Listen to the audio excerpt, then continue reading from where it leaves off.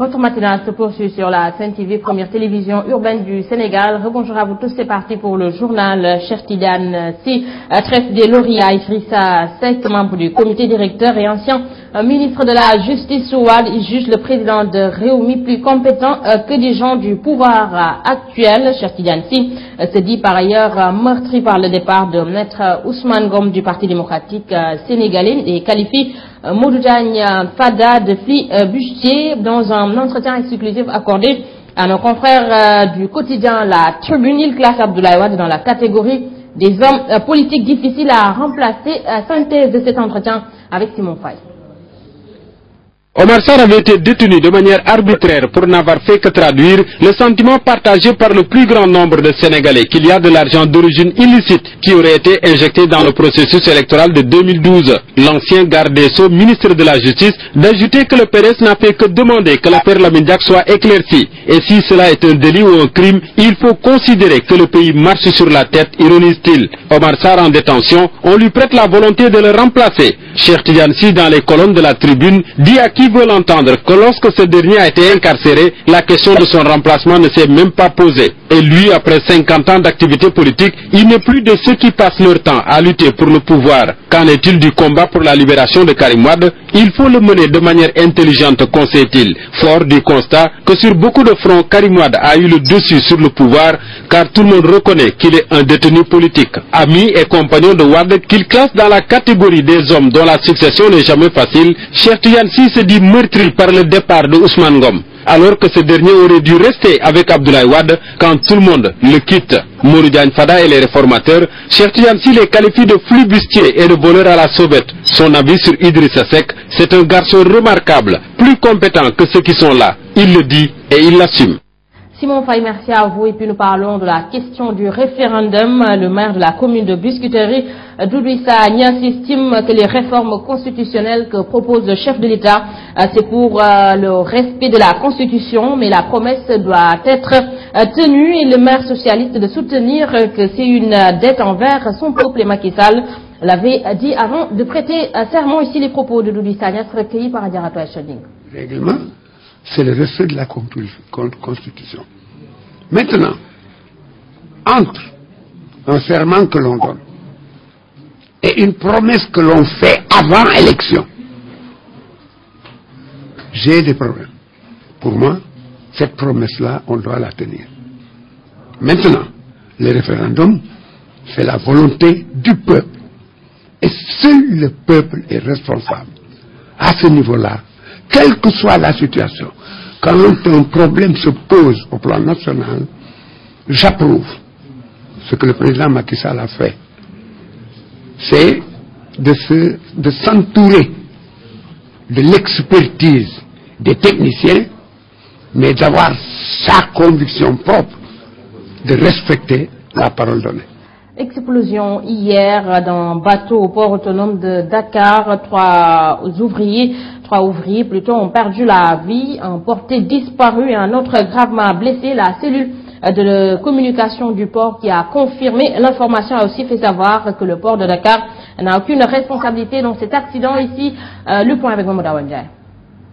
Subite, brutale et douloureuse, la mort ce matin de trois ouvriers du port autonome de Dakar a été confirmée par la cellule de communication de ce service. C'est à l'intérieur du bateau qu'ils s'apprêtaient à désarticuler que la mort les a surpris, nous dit Abdoulhamid Sy, le coordonnateur de la cellule de communication du port. Nous avons décompté trois décès. Un blessé grave qui a été évacué au niveau des hôpitaux.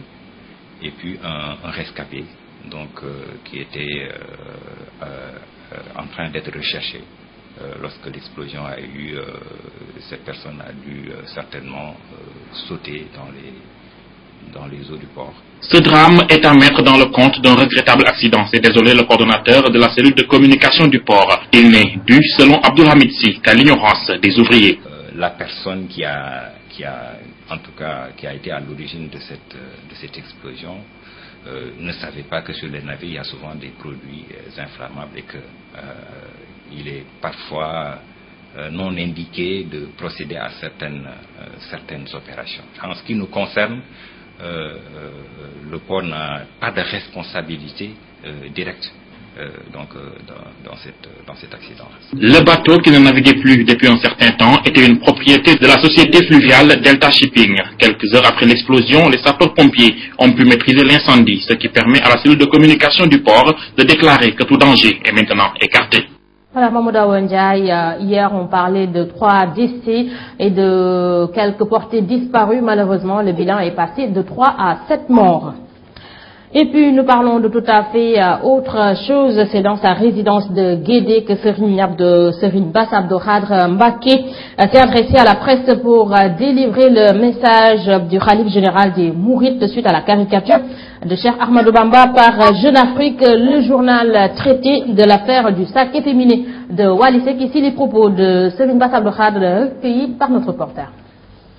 wax yi nga xam ne ñëpp dégg nañ ko benn journal bind ko muy journal bi ñuy wax Jeune Afrique benn ab site bu ci ne moo ko bind. C'est des propos indécents relatifs sur le site de Jeune Afrique. C'est ce qui est à l'origine de notre rencontre d'aujourd'hui. Nous mettons en garde cela. Ces erreurs pourraient leur être fatales. ndax nit ñi moom bu ñu fay duñ tàggoo kon ñi nga xam ne ñooy yëkkati wax ju ñaaw ji ak ñeneen ci seen ginnaaw nañuy bàyyi xel li ñuy wax te xam ne yaakaar nit ak pas-pas kenn du kaf di ci yëm. Gare à cela qui tenterait de porter des propos malveillants à l'endroit de Serigne Touba. loolu moom fës nañ yéene mu jeex te jël nañ ci ay matuwaay yoo xam ne itam matuwaay yu wóor la yoo xam ne fës nañ yéene mu jeex ndax site bi ko génne néew ci biir réew mi ndax lii mën naa andi musiba mu rëy ci réew wala ci àdduna. Bass Abdou Khadre a également saisi l'occasion pour regretter le comportement des hommes qui serait assimilable à celui des femmes. Nous restons toujours avec lui. yi nga xam ne nit ñaa ngi koy wax fan yii yëpp di ko coow ci biir réew mi loolu itam yoonu murid ñoom laaj sëñ bi lam ca tontu woon rek lañ ci waxaat mooy lépp loo xam ne. Nous allons nous conformer aux enseignements de Serigne Touba qui a la même position que l'islam sur l'homosexualité. L'homosexualité est condamnée par Dieu jusqu'à effacer toute une génération. Les gens doivent arrêter de débattre à propos, car ça risque d'être banalisé. ñi ci wax nañuy bàyyi xel ci li ñuy wax ndax loo xam ne ku ko mos a dégg soo fi tiit wala doo am jàmm wala bu dee ci jotaayu kilifa kenn ñëwu ko fa wax bu dee ba nit ñi di ko fooyee loolu bu yàggee day woyof ci nit ñi kon loolu itam nañ ci bàyyi xel te xam réew mi nekk xam ne la jëg tubaab bi. Nous sommes dans un pays de croyants. Ce qui est valable ailleurs ne l'est pas ici. Sëñ Tuubaa waxoon na ne mooy essayé waxtu diine ñoom amuñ ko ñun ñi nga xam ne nag yarewuñu ci loolu te xamewuñu ci loolu loolu nañu bàyyi xel bu baax ci loolu nga xam ne am na. Nous restons dans le même sillage, ici pour parler de la manifestation contre la dépravation des mœurs et des valeurs au Sénégal. Le préfet de Rufisque interdit la manifestation des associations membres de la coordination des musulmans de Rufisque. Les membres des dites associations islamiques voulaient tenir un sitting ce vendredi pour manifester leur opposition à la propagation du phénomène de l'homosexualité au Sénégal, et plus particulièrement à Rufisque, entre autres motifs évoqués pour interdire cette manifestation qui était prévue au jardin public de Rufisque, trouble à l'ordre public et autres. Bara Diouf, secrétaire général de la coordination, ici avec Cheikh Ahmed Tidiane Seck. Donc le motif qu'il a invoqué est il y a une vice de forme sur la demande, mais il a aussi invoqué une possibilité de trouble à l'ordre public. Donc des motifs, et en réaction, nous allons introduire dès ce lundi une nouvelle demande pour une nouvelle manifestation le vendredi. Parce que nous pensons qu'aujourd'hui, la lutte contre la dépravation des mœurs, la lutte contre des phénomènes comme l'homosexualité doit être le combat de tous les Sénégalais. Et ce combat-là, nous allons le mener jusqu'à ce que l'ensemble des Sénégalais nous trouvent sur ce sentier-là. Au cas où notre nouvelle demande pour une manifestation le vendredi prochain est rejetée, il sera du devoir du peuple sénégalais et en particulier du peuple rufisquois de définir quelle sera la nouvelle étape sur ce combat-là. Nous sommes les pionniers de ce combat-là à Rufisque, mais nous ne sommes pas les garants de ce combat-là. Les garants de ce combat-là, c'est l'ensemble de la population rufisquoise et l'ensemble de la population sénégalaise et l'ensemble des esprits de bonne valeur et de bonne mœurs.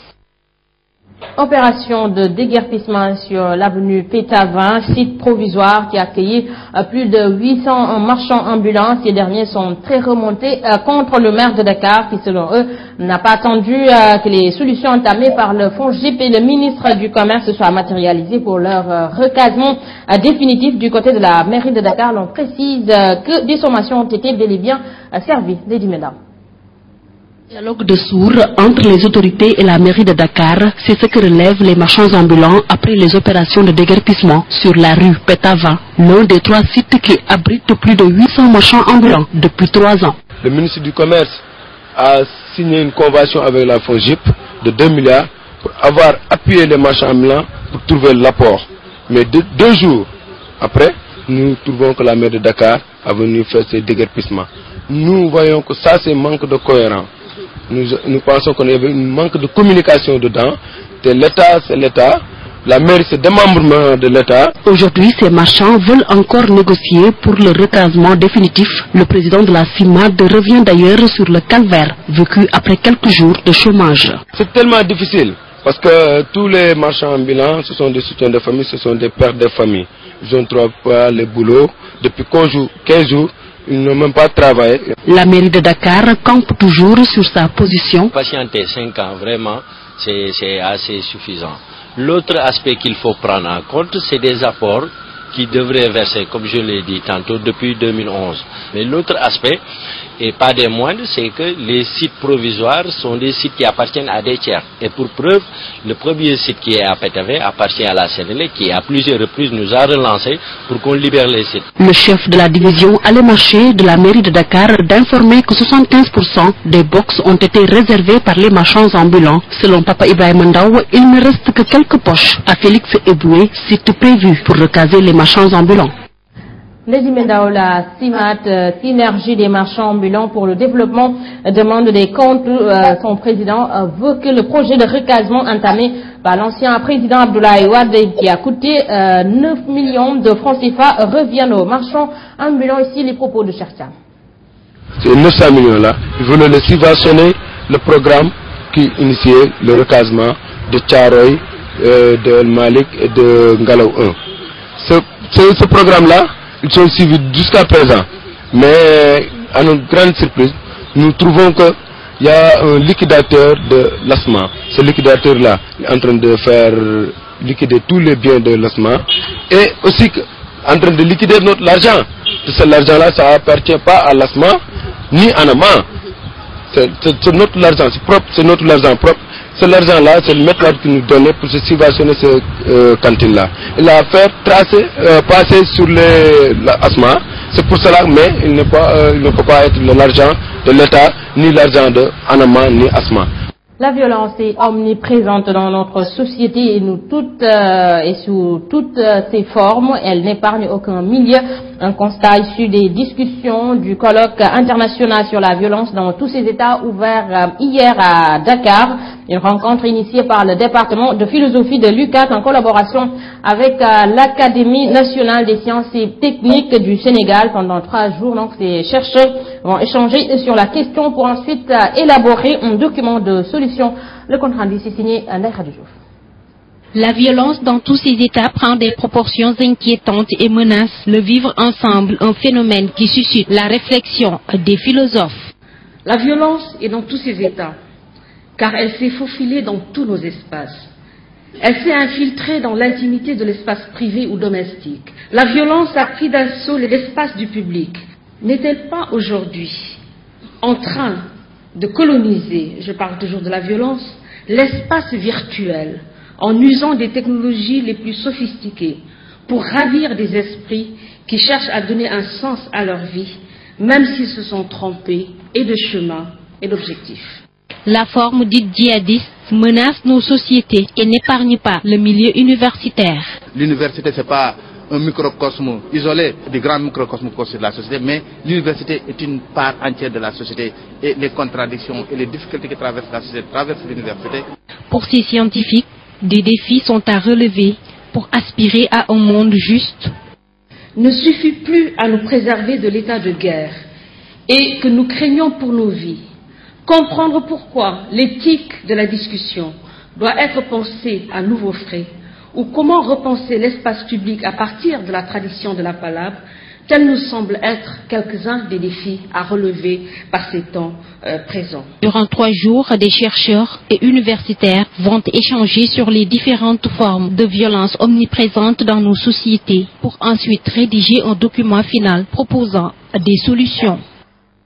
Une note sur internationale avant de boucler ce journal, alors que la situation au Burundi est au cœur du sommet de l'Union africaine. Ce vendredi, Amnesty International dévoile des preuves de l'existence de fausses communes. L'organisation publie des images satellites et des vidéos de ce qu'elle présente comme des charniers.